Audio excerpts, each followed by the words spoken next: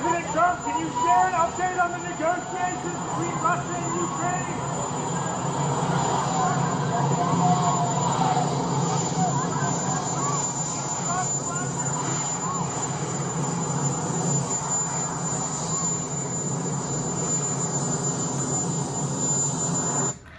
So there he was, and he left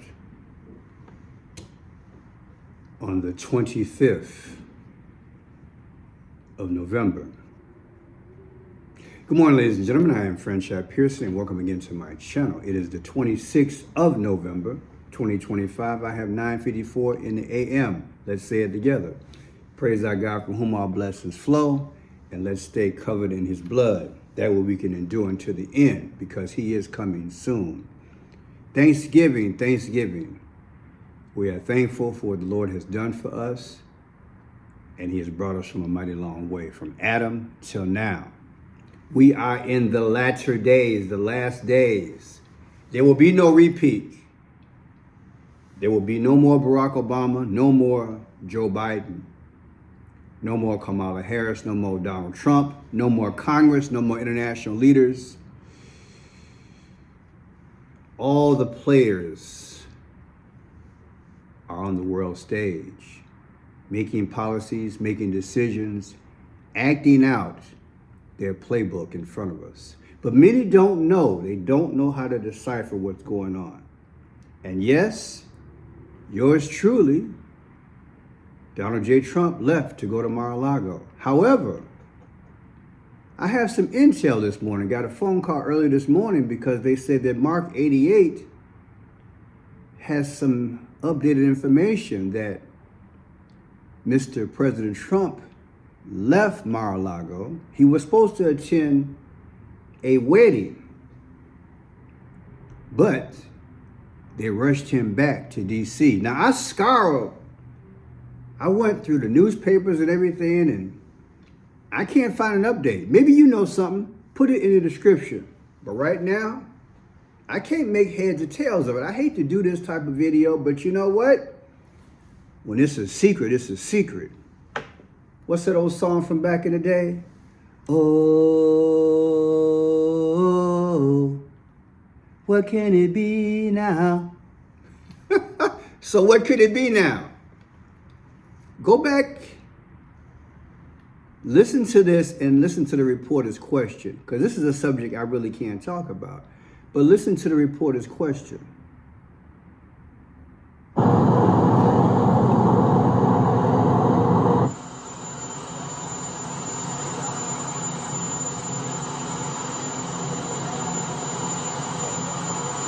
President Trump, can you share an update on the negotiations between Russia and Ukraine?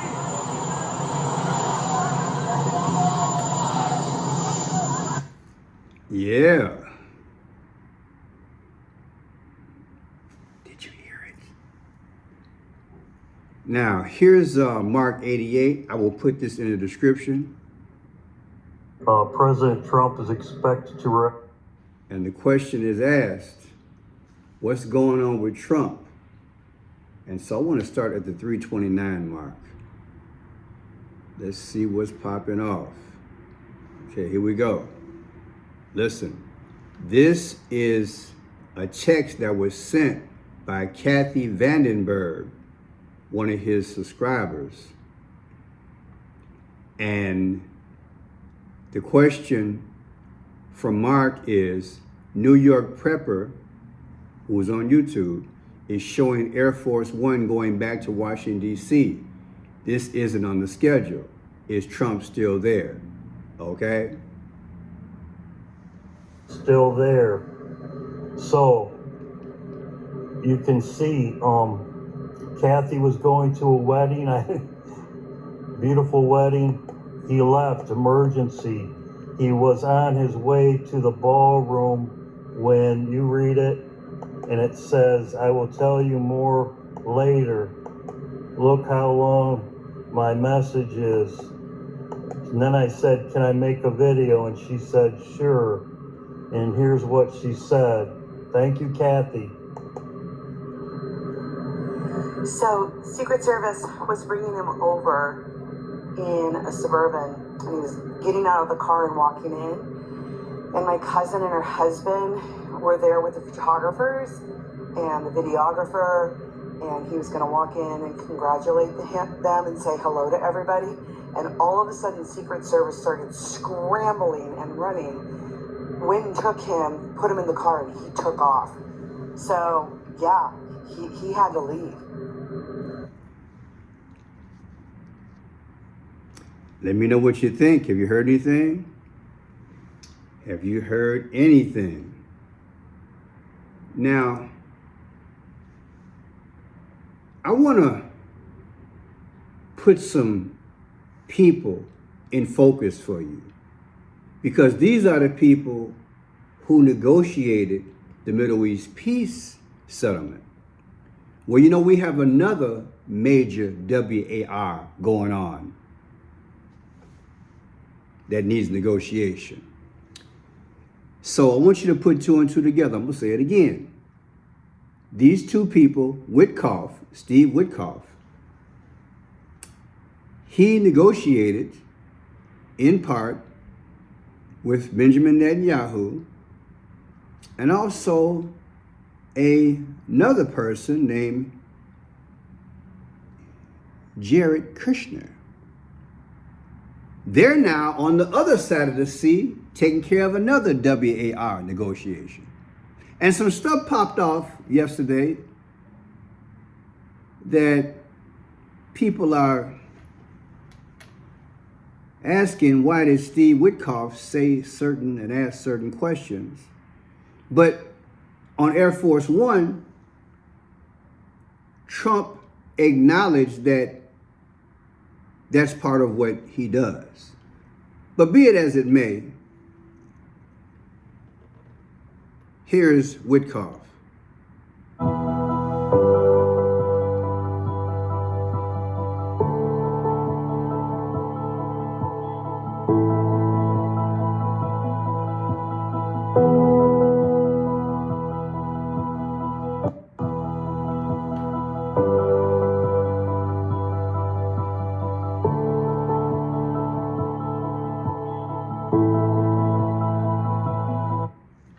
And there he is in the purple tie, negotiation of the Middle East peace. Well, he's doing something else right now. Number 2 peace. Now here's a segment Jared Kushner and Steve Witkoff extended 60 Minutes interview a month ago in relation to that Middle East. And I might add you, she's got on purple as well. Okay, so I understand that you were up at 4:30 in the morning, this morning, working, what, on phase 2? What were you working on? So Steve is a very early riser, and my kids get up early to go to school, so the time before they get up is usually a great time for us to catch up before the day and go over what's been happening overseas. So this morning, we were talking about a lot of the issues of getting the aid into Gaza and deconflicting some of the misunderstandings. Deconflicting, meaning? Meaning that you have a lot of people with good intentions right now. An example is the UN is trying very hard to get food into the people of Gaza. The Turks were offering to send a recovery and rescue team in to help search for some of the dead hostages that we're looking to recover. And there's just a lot of miscommunication that stalls and holds up some of these efforts. So getting all sides' perspectives and finding a mechanism to get quick adjudications and the right adjudications is something that's very necessary to put in place. I heard the president asked you what the chances were for success. Yes. And you said? 100%. And he said, why do you feel so confident? Yeah. And I said, well, we can't afford to fail. We just kept on thinking to ourselves, this finish line is about saving lives. I need to know if you did some bare knuckle stuff. You know, I think of the real estate negotiation as hard-nosed, get your dukes up. There were a couple intense moments that we had, but what led to this was really the trust that we were able to build. And I was trained in foreign policy. So they got it done. Kushner's married to Trump's daughter. I did a few videos on that. a little over a month ago when it went down. Unfortunately, arguably the last week, the thing is broken down. Some might even argue and say, Pearson, it didn't even last 48 hours. Hold that thought. Now, there is a actual schedule that is put out in relation to Donald Trump and what he's doing. And he's supposed to be at Mar-a-Lago, straight up, enjoying himself. The party and the wedding. And he was supposed to be there all the way through, the 30th, Sunday. I'll take a picture that so you guys can see that. You guys might be familiar with that. You can go online, pull up Trump's schedule. He all good.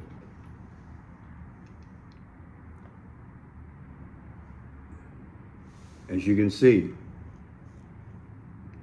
out of town, travel pool, out of town, travel pool, out of town. And he comes back at 5:50 p.m., they said, on the 30th, at the bottom. Supposed to come back. Well, they say he's already back. Now the plan for the Middle East peace, Trump announced it on September 29th.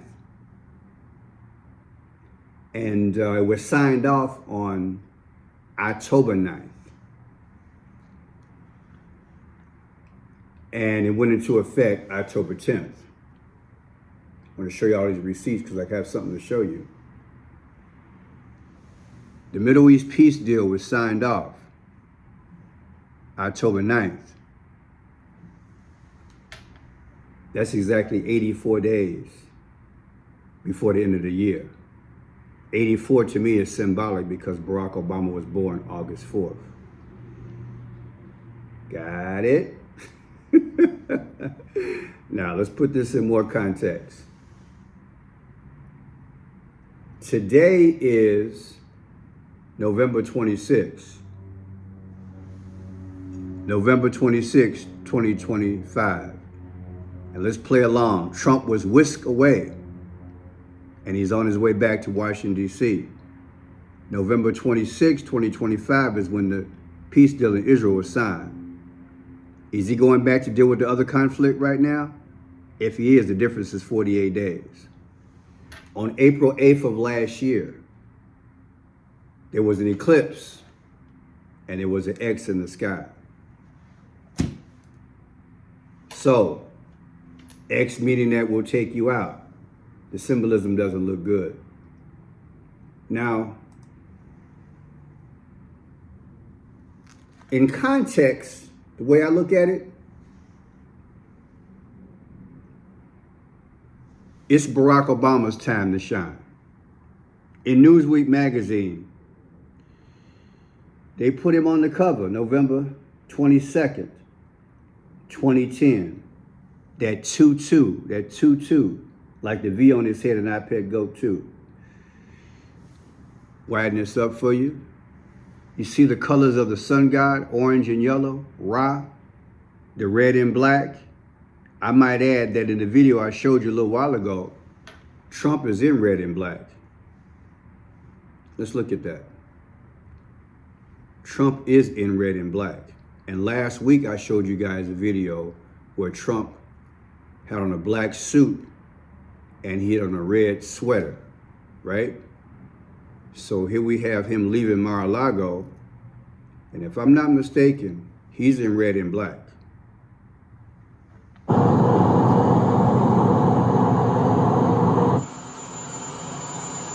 I believe that's red and black, which he rarely wears. Black coat, red tie. President Trump, can you share an update on the negotiations between Russia and Ukraine? So let me see if I can get a picture of that. Sometimes they speak without speaking, the 5 C's of clues, codes, colors, the confirmation, time, and conclusion. Is he speaking? Does he have on red and black? I think he does. Let's blow this up. No pun intended. Let's see.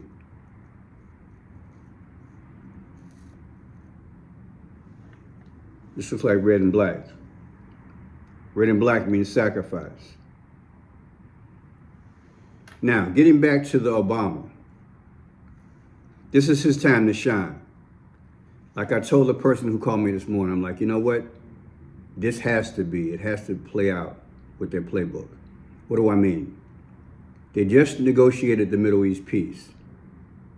Israel became a nation May 14th, 1948. They finally got the peace October 9th, October 10th this year. Arguably within 48 hours, they were shooting back and forth with each other. And now, this week, straight up, the bombs are flying again. So there's a breakdown. Now we have something on the other side of the shore, which has been going on for a while too, another WAR. And the same two people who negotiated the Middle East peace are negotiating this situation over here. Could that be the reason why Trump allegedly was whisked off from Mar-a-Lago back to Washington, D.C.? And will there be an announcement today? It has to go down like this because in this depiction of Obama, they're like Shiva, the god. But really it's a god of war, arguably. And let me say this. He's supposed to bring the peace. That's a dove. Take care of the housing crisis, the money crisis, the WAR, the world. But he's got the sun god Ra, and he's got the red and black. What is that? What does it all mean? In our current times, as I look at it, through Donald J. Trump, he's the setup man. And he got this close to solving a lot of problems. But he set the stage for the Antichrist, who I believe is Barack Obama. I had people still email me, they even put in the chat, how can you prove that Barack Obama is the Antichrist? It should be Trump. He has all the characteristics. Arguably, he does have some of the characteristics, but he's not the Antichrist. He's got to come out of Egypt. The Roman Empire is what birthed Trump, because that's who he's acting like, Aurelian and Julius Caesar. He's changing the laws, right? Arguably more executive orders than any other president in a short period of time, and probably more executive orders than the last 3 presidents combined. He's setting up the administrative end. He's meeting with all the AI people. He did it the first day that Trump was officially in office, which was January 21st. Who did he meet with? The international AI people. And he's had a second meeting with them. AI is going into the 666. So it'll be Elon Musk, Barack Obama. Although I do call Elon Musk, Barack Obama, and Trump the unholy trinity. Trump will take a back seat. He will be out of the media. He'll be somewhere playing golf. They will do another July 13th situation. Like he got hurt. It's phony. It's all phony. They need our energy. They need our will. They need us to feel like, you know what? As much as we don't like this guy, like he said and told my governor yesterday he was a fat slob. That's right. Trump called my governor here in Chicago. Yesterday, he told the audience that Prickster, my governor, was a fat slob. So as you can see, Trump has no moral compass. He has no example of how you should conduct yourself, even as a human being, let alone a statesman. Why is he having all these extremes? Some might say it's a cognitive issue. No. He's doing all the extreme things because he knows in the script to follow it that you can love him or hate him. Love him or hate him. Be puzzled or understand the playbook. I understand the playbook. he's going to have these extremes. So at the end, when he's gone, he's fulfilled that extreme image. And he's doing it because he knows his moment to set up everything for the Antichrist, time is ticking. And allegedly, maybe that's why he got on the red and black lately. Because they're speaking without speaking. These are the end times. So Barack Obama would take the stage. Before that, there has to be some type of crisis. According to Egyptian history, the lotus flower, out of the lotus flower comes the sun god Ra. And as you saw in the picture, you see the colors of the sun god Ra. They speak without speaking. Barack Obama has to come out of that. Now, who is the sun god Ra? He's from Egypt. Back in the day with Akhenaten, who was the 10th ruler of the 18th dynasty. Follow this. You have the King of Kings and Lord of Lords of the past. Akhenaten was the 10th ruler of the 18th dynasty, like Luke 10:18. You understand? Out of that history, so you're going from Roman to now Egyptian. Egyptian far extends Roman Empire. Trust me. From a biblical standpoint and a historical standpoint, Rome ain't got nothing on the dynasty of Akhenaten. He's the supreme sun god. They both worship sun gods. The Romans worship the sun god Sol Invictus through the Emperor Aurelian. The Egyptians worshiped the sun god Ra. In order for the sun god Ra to come up from this dynasty of Egyptian history, it has to be birthed from the lotus flower. Lotus flower means Kamala. Well, who's Kamala? Kamala Harris is coming back again. But it will be brief. She'll only be brief, and it will fulfill what the late President Gerald R. Ford said November 18th, 1989, that there will be a female president due to unusual circumstances. It'll be brief. And of course, Kamala is a woman. She's got to birth this thing, because it says out of the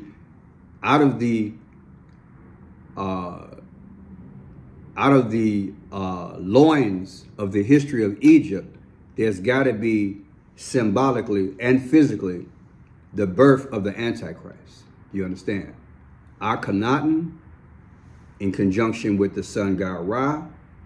The sun god Ra comes once he's birthed through the lotus flower. And the lotus flower, lotus means Kamala. She births the sun god Ra. And then he in turn takes care of all this. Peace, takes care of the war, the housing, the financial, everything of the world.